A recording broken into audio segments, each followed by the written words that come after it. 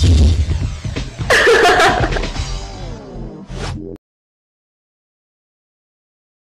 guys, welcome to El Dia Opina, which translates to The Day's Opinion. I am Dia, The Day's Opinion, the little channel that gets the big names. And today I have Mark Latham. I'm sure everyone is familiar with that name. Hi Mark, thank you for being on. Hi Dia, great to be with you. Thank you so much. I really do appreciate it. It's very nice of you to give your time and effort to me. No, it's a pleasure. It's a pleasure. I hear that you're doing great work. Oh, thank you. I try. I wanted to start actually with your Australia Day campaign. I want to know what was the overall outcome of your Australia Day campaign, and which in my view was actually quite inclusive. You included all Australians, yet somehow it still garnered a lot of negative attention. G'day, I'm Mark Latham, and I'm running a campaign to save Australia Day. This is the big one. If the left-wing activists are able to move Australia Day away from the 26th of January, they can change anything about our country. The march through institutions will be unstoppable. Just about everything they want to change will happen. If Australia Day falls, then the left will be out of control. So this is vitally important. And we know that Australia Day is under threat. Well, we're very lucky to have the Central Australia Indigenous leader, Jacinta Price, involved. Yes. She was very prominent in the media, so our campaign was pointing out that there's no good reason to change Australia Day. It's a day not only of celebration of Australian achievements, but also reflection on Indigenous history and things that mightn't have gone so well. And it was trying to be inclusive, and the importance of it was, I think, that for the first time there was a pushback against the politically correct mob.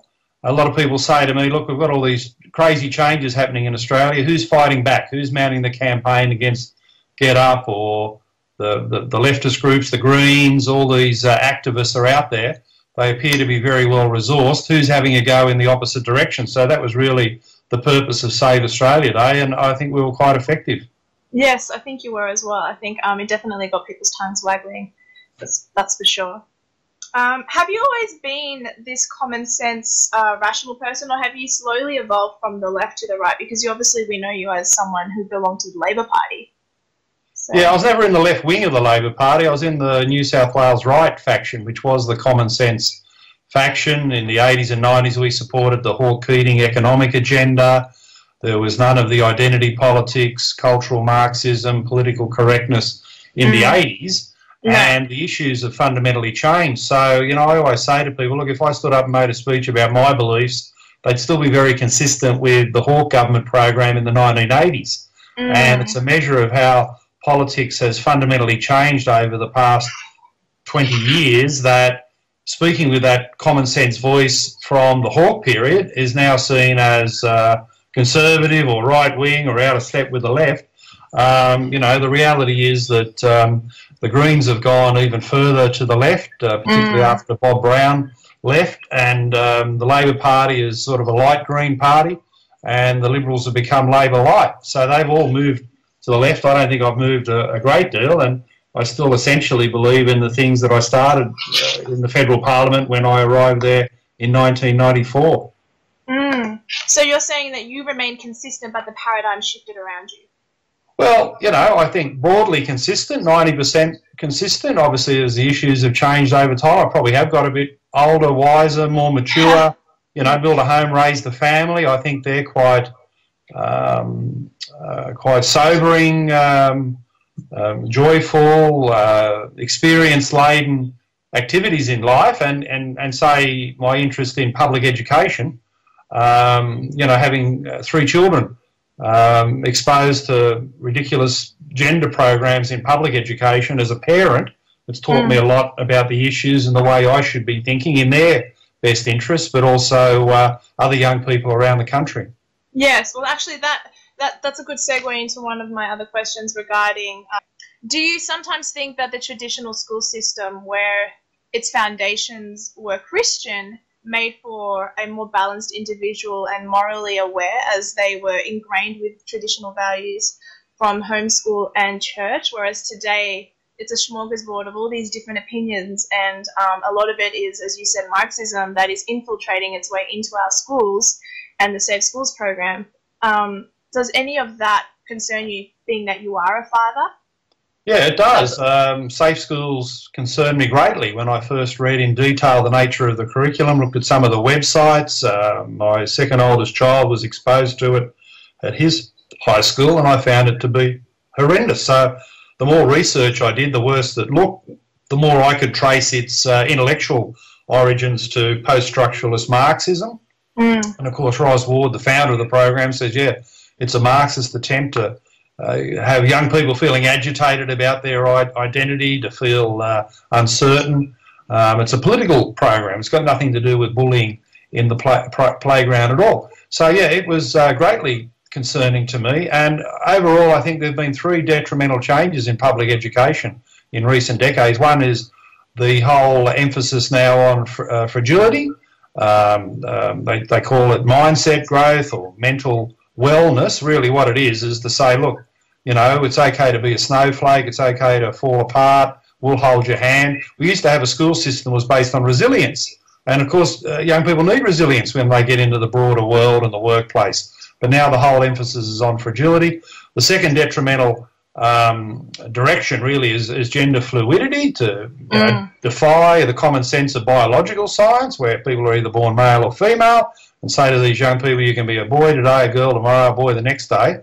And it's just confusing, it's detrimental to those young people. And the third change that's problematic in the education system is just the complete move away from core curriculum activities, maths, science, English, and the classics. I mean, the rubbish they teach in English now is appalling compared to, you know, the greats of English literature, who should always be the backbone of that curriculum. So the syllabus has gone to seed as well, and Malcolm Turnbull is making it worse now with adopting these recent Gonski recommendations. Gonski knows nothing about the public education system. He's never been in it. His children, his grandchildren wouldn't be in it. They're part of private education, and in the public schools the teaching quality has fallen apart. And when we find out that schools will now be teaching social skills and this mindset growth, they're things that parents should be doing. Parents should be teaching children about social skills, about issues like gender, sexuality. We don't need teachers trying to double up as parents in the schools.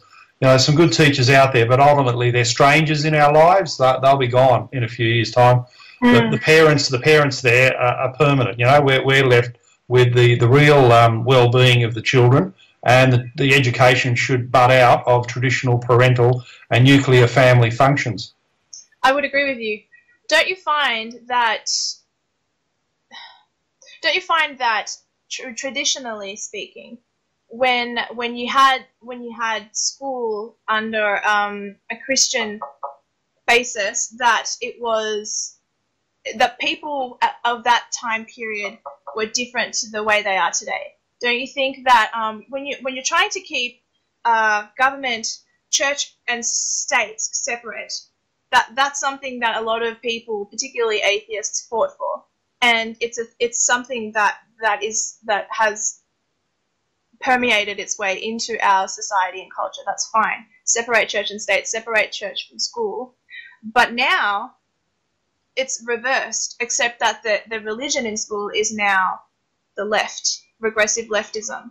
Don't you find? Yeah, I know about that, and they're winding back the values of our civilization. Large parts of Western civilization have been based on Judeo-Christian values and ethos, and while we do believe in separation of church and state, civilizational values are very important in the education system, and some of those, the key values have been enlightenment, rationality, reason, attention to science, and the fact that biological science is being wiped in the Safe Schools program is an appalling development, absolutely appalling. So it's not so much the direct influence of Christianity in the schools, it's more the values that have underpinned our civilization, and there's no doubt they're being lost in public education. But do you think if we lose the Christian Judeo foundations that we've built this country on, and the heritage of this country, whether certain people like to admit it or not, is Christian Judeo in nature, if we lose that, then everything else will implode? Well, I think those values are more important than ever before. I'm not a Christian myself. I didn't think you were. But I'm sort of a humanist. I believe in reason and rationality. They're my core values. But there's no doubt in defending our civilisation, and our civilisation now is under attack.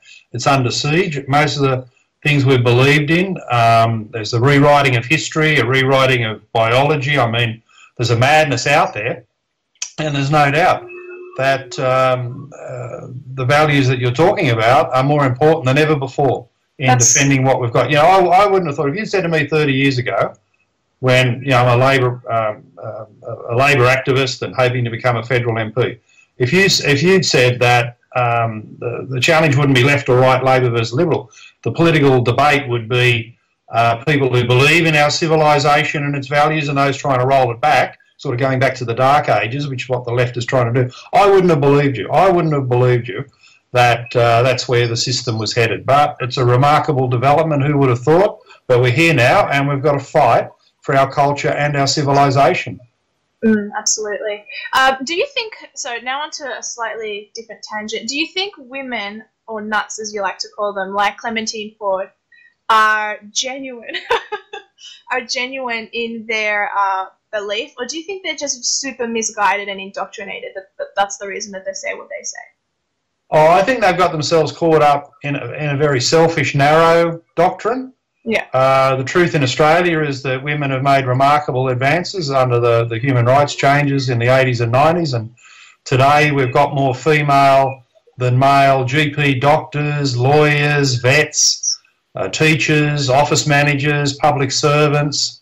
You know, these have been wonderful advances for women in major employment sectors in the country.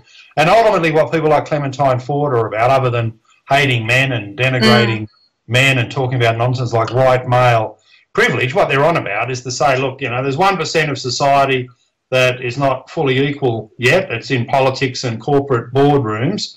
And women like Ford, she's saying women like me have got to be able to get into those positions. So it's an attempt by the 1% elite of left-wing women to get more jobs for themselves. And that's what makes it such a selfish, narrow, self-serving doctrine, and that's where I think they're completely misguided. Because if Clementine Ford had to come out to Western Sydney and talk to women who are working as lawyers or GP doctors or vets or teachers or setting up their own business and going great, they would find just about everything she's got to say to be a foreign land. They would not relate to any of her hateful, narrow, selfish rhetoric. And she's just out of touch, lecturing to a very small, narrow elite in the inner city. Yeah. What is your opinion on male feminists? Because I saw you spar with Andrew O'Keefe, and you were king. And in the variations of a market economy, but Mark, you and your statistics, compared to 200%. You're narrowing it to university graduates there in order to get a statistic which is not borne out by the greater society. Yeah, but in your statistics, they're women who are choosing to work fewer hours, Andrew. You're just playing wrong. I don't think that's always the case. We need to go back over this statistical analysis again. Aside from the statistics, let's look at the notion that women, over the past 40 years, we are better educated, which means we have more financial freedom. We don't need a man like we may have needed a couple of decades ago. Do you think there's any truth to the argument that perhaps men feel sort of threatened because they no longer have that power or do you think there's any... No, I think the average man's doing quite fine. They ignore most of the left feminist claptrap. They ignore people like Van, who are a very, very minority interest in our society. She's a self-declared anarchist, way, way on the extreme left of politics, representing perhaps 0.001% of thought in Australia. So she's safely ignored. The real issue for men is, can they keep up in the education system? At the moment, among university graduates leaving every year, 40% are male, 60% are female, a massive advance for women in this country. And when you look at the bottom of society, when you get away from Van's debate about women like her, because left feminism is essentially selfish. Can I speak, Andrew, without you being a participant? Are you a participant in this show or a host? Are you a professional host or a participant? I'm trying to get to the bottom of the issue, but you try and insult the other guest. Are you the host of this program, professional and cool? Or are you a participant? You should declare what you're doing at the beginning of the segment. You should declare your interest at the beginning of the segment. Because I can tell you the viewers had a gutful of you having a bet each way. Pretending you're a host, but really being a left-wing participant in the debate. You left him quivering, I found, in a fetal position. But what is your opinion on male feminists? Well, it's virtue signalling, you know. He's trying to make himself a hero with that 1% elite of women. Andrew O'Keefe also, you know, he wouldn't know a woman in Western Sydney if he fell over one. And he's fallen over from time to time and ended up in the gutter in Melbourne there, I think, Andrew, little Andrew. So, you know, he's way out of touch, and, you know, he's really just trying to impress his social circle. You know, a lot of this is the dinner party set where there's a fashion around the dinner table, you know, to boo-hoo Donald Trump, to talk badly of Pauline Hanson, to try and make out they're morally superior to all that riffraff out in the suburbs, you know, and it's part of that attitude, and it's so detached from the real-life advances that women have made. You know, your average male feminist is pathetic, and Andrew O'Keefe's a very good example of that.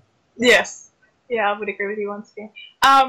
Okay. So, now you mentioned before that Clementine Ford says, or wrote an article about we should hate all men or kill all men. I was curious. We are quite, those of us who believe in common sense and rationale, at least I personally consider myself a conservative, I don't know how you fall, we're very much about, well, sticks and stones may break my bones, who cares about the words that you use, just suck it up, whatever. But then we comment on the fact that she says those words. Should we care that she says kill all men? Well, I believe in free speech, but free speech has also got to have a framework where it can't include speech that encourages harm towards others. And telling people to kill all men, I think, is a harmful message in society. She's also tweeted out that men in child support struggles, separated families, they should kill themselves. You know, her message there is very, very harmful in society. I don't think we should be tolerant of completely intolerant speech. One of the dangers of open-ended tolerance is that the intolerant take over. And if someone's out there saying kill people or people should kill themselves, I think that's a very poor message in society. Like if I said here today, you know, kill all women or women should suicide, well, obviously I'd feel like it'd be a double standard. I'd feel like I'd feel as crazy as her. So it's just an appalling message. And we should care about appalling messages in our society if you want a bit of cohesion. And, you know, the left lecture us about tolerance, but they don't really practice it. I was playing devil's advocate. I do actually agree with what you just said. So do you believe having the left control words has afforded them the power in the culture wars? Do you think had we done that from the beginning, we wouldn't be allowing people to change definitions like the word marriage and so on and so forth?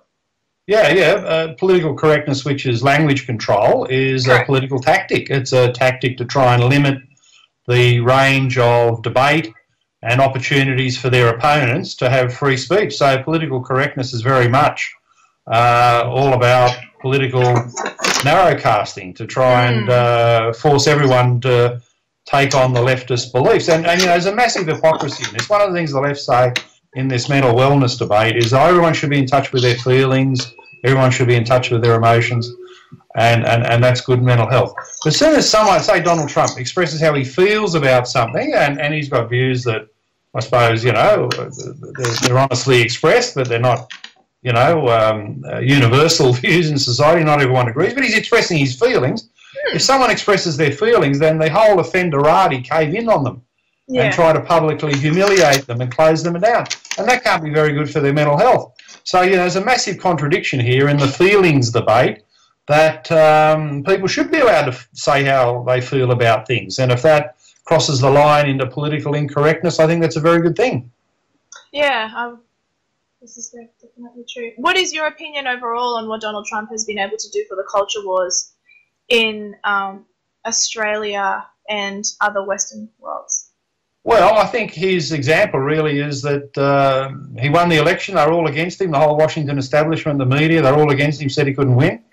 And the fact that he won with politically incorrect speech was great in the culture wars, and the fact that he's making a success of his presidency is quite fantastic, really. So Trump, just by being there, by being Trump, by not only still on his feet but thriving, is showing people that, yeah, you can say things. And there's a whole underground movement of people. They're not in the newspapers, they're not on the Project or the ABC, but there's a whole underground of people who think, yeah, you should be able to say what you feel. And there's a lot of stuff out there that's going wrong with Australia. You should be able to talk about it openly. And Trump's an example of someone who speaks his mind, And for many people, it's an inspiration. They haven't got the massive platform that he's got. So they're basically saying, he's saying a lot of the things that we'd like to say. We haven't got the platform, and if we did, we'd be subject to all the vilification of the left. Do you think Australia needs its own version of Trump? Well, it would be helpful. You know, one of our issues is that the two major parties, their votes dropping, people don't like them, there's no enthusiasm for Turnbull or Shorten, Liberal or Labor. But the alternative in Australia, the third force in our parliamentary system, it's not a presidential system, it's a parliamentary system. The third force hasn't emerged. The strongest group is One Nation, but you've also got Corey Bernardi's Conservative Party, the Liberal Democrats. Here in New South Wales, you've got Fred Niles' Christian Democrats, you've got the Shooters Party. So, you know, there's 4 or 5 parties, so that third force is fragmented. And I think one of the things that would be useful is to unite those people and say, look, old party politics has failed. The outsiders in Australia want a viable alternative. Unity would be a lot better than this division. Do you think people like, do you think the fact that One Nation has garnered so much popularity in the last couple of years is a step in the right direction, and that there's hope for Australia and that we have reason to be optimistic? Yeah, I think people want alternatives. They want a viable alternative that can be a party of government, exercise power and change all the things that have gone wrong in the public service, universities, schools, the ABC, the media. I mean, your average Australian is very much petrified that our great national traditions about merit, free speech and a fair go are being lost. And we've got to roll back the negative pattern of change in these institutions. You can only do that if there's a viable third-party force.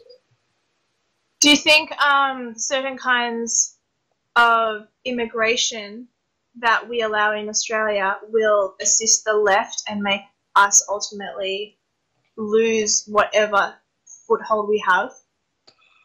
Well, they probably see it that way. Yeah, they, you know, you could see from their rhetoric about the white South African farmers who they say, well, they're not refugees because they're white, and they're farmers, and they're probably conservatives, and probably make very good migrants to Australia because they bring here assets and skills. And there's a lot of those South Africans who've been very successful in Western Australia. So, yeah, the left probably see it that way. I think the main thing with immigration is bring the numbers down. The numbers are way too big for a whole range of reasons. Our Big Australia immigration program has been... And the other thing to do is ensure you've got migrants who can integrate, work, join the Australian way, merit and a fair go. And I suppose the third thing in this area is to ensure that we're not bringing jihadists into the country, that you've got to have an immigration program that's got an eye out for national security in the war against terror. Yeah, absolutely. Usually when someone mentions Islam or Islamic immigration, it's deemed as racist to not want them in the country. But if people did their research, they would know that the numbers don't lie and the facts don't lie, and that in any society that where they reach over 5%, society tends to do worse, and rapes and crimes increase. So how do you think we can red pill those who just don't want to see that? Well, I think it's common sense that not all Islamic immigration leads to jihadism. In fact, where I live in southwest Sydney, for instance, the Indian, Fijian Muslim community has been very successful. They study hard at school, they work hard, they run businesses, they're very good citizens, you know. That's the example we want. The problem really has, in Sydney, you know, if you sort of mapped where the terrorist arrests occur, it's in a band of inner western Sydney around places like Punchbowl, Lakemba, Wiley Park, Greenacre, where, you know, they're from basically from Lebanese Sunni background and have got a certain radical strain of their politics. So, you know, in various aspects of the immigration program, we say, look, if people coming from a certain location are failing in Australia, classic examples being Filipino brides getting divorced 6 months later and then it weren't genuine refugees, the marriages weren't genuine. Well, the immigration department said, well, from the Philippines, we better put a very, very close eye on women saying they're marrying Australian men, and that's what happened. We should do the same with regard to where the jihadists have been coming from. If we can map out the people on the ASIO watch list, what's their country of origin, well, obviously we don't want people coming from those countries, do we? I think that's the sensible thing to do. Yes, yes, definitely. Do you think Christian persecution is at its inception in this country? I remember watching you on Rebel Media, where there were people saying burn down churches just because of the same-sex marriage plebiscite. And then the yes voters were able to do and say anything they wanted to those who might have opposed it for whatever reason. And they were holding up signs that were quite hostile. But the target is now, I think, on people of faith and those who think differently, critical thinking and all those sorts of things. Do you think that will continue to get worse and that Australia could become the next UK or Sweden? Well, I don't think it's in the broader community, but certainly among the elites, the leftist elites, as part of this fashion, virtue signalling and trying to make out they're morally superior. And there is a fad out there to denigrate Christianity, denigrate white people, denigrate men, denigrate the nuclear family. That's what the Safe Schools attack is all about. Denigrate people who are straight. You know, their fashions are all about sexuality, gender, race, and giving a lot more support. Quite frankly, they give a lot more support to Islam than they do to Christianity. And on the balance of evidence, you'd have to say that Christianity has been remarkably successful in building wonderful Australian institutions and should be supported. Definitely. If we were to lose the battle of words and formulating structured debates, formulating structured arguments, if we were to lose that ability where they just cut you off at the source and don't allow you to speak, what kind of future do you think we have? Well, we have a limited future in Australia without free speech. It wouldn't be Australia. It'd be a different type of country. It'd be a foreign country to the traditions we've had. You know, young people are our hope. A lot of these bad tendencies are in the university system. And hopefully young people rebelling against the new leftist establishment will fight back against this stuff. You know, I see the Milo Yiannopoulos book behind you, and that's one of his points with the youth community, that, you know, young people are very often becoming freedom fighters these days. And I think that's a good trend. We should encourage them. And those of us who aren't at university, you know, a long time ago, we've got to also maintain the fight. And I think a lot more Australians, you know, hopefully can not only be part of the underground movement supporting freedom, but be more active in political parties and certainly at election time. Yeah, definitely.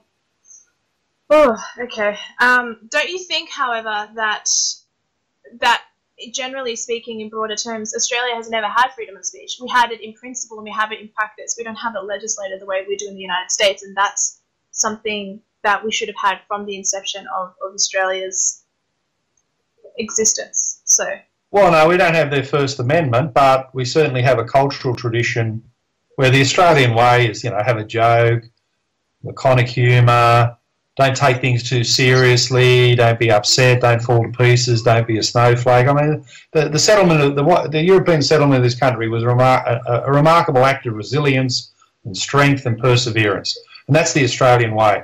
And all this PC snowflake stuff is anti those traditions.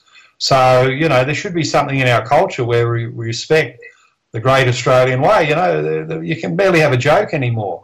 You know, apparently we're told if you have a joke, you know, three blondes walk into a bar, that represents a form of domestic violence. Yeah. You know, that's how crazy these definitions have become. It's not just the words we can't say, it's the way in which common sense definitions of things like violence are being rewritten.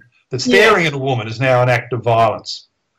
Giving her a gift that might be a little bit erotic, that's an act of violence. Having a joke about three blondes, that's an act of violence. You know, this is the madness that's overrunning many of our institutions. It will become left versus left because they are making up the rules as they go along, and so the standard keeps changing and it keeps fluctuating. So at one point or another, what they're doing to us, they're going to do to themselves, and then there'll be no more cohesion anymore. Like, I'm surprised they haven't already sort of imploded. Well, I think the main danger is too much tolerance of the intolerant. They have an intolerance about them that is anti-Australian traditions, Australian culture, Australian values. And the big danger is that if they're allowed to continue on this march through institutions, we do lose a lot of our fundamental freedoms, and it's a country we won't recognise anymore. That's the big danger, and that's the thing we're fighting.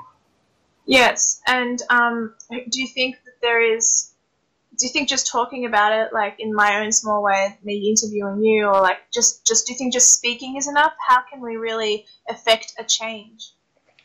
Well, speaking matters. It's better than doing nothing, and I think I talk about an underground movement. Alternative media is very much part of that, but ultimately, it's at the ballot box. We do need an effective third force, an outsider party, a drain the swamp party, a party that shakes up the system and implements all the improvements that we've talked about here this evening. So yeah, I think ultimately it's at the ballot box, and Australians are yearning for an alternative to the two-party system, Labor and Liberal.